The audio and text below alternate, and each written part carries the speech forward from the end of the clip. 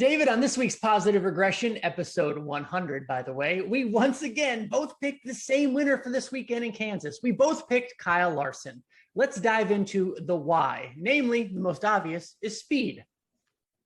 Yeah, always great to have in a NASCAR race the fastest car at 550 horsepower tracks. And let's not confuse anyone. That is important, but that's not going to be the only thing that is required to excel at this particular racetrack, because it sort of begs for a lot of things. It needs you to be a good passer, a good restarter, and have good pit stops. And Larson right now, to this point in the season, does tend to do everything well. His pit crew ranks as the 7th fastest per median box time. He is a top 5 restarter at choose rule racetracks, and his passing seemingly industry best since the day that he walked into the Cup Series. And that's certainly the case again this year. And that's the case at this racetrack.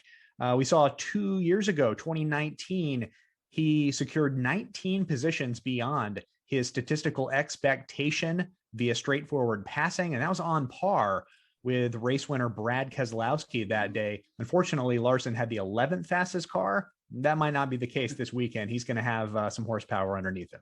Yeah, Kyle Larson, the 3.5-mile races so far this year, he is averaging nearly 50 points a race. Think about it, fantasy players. You might want him in your lineup. For a full preview of this week's Kansas race, make sure you listen to this week's Positive Regression.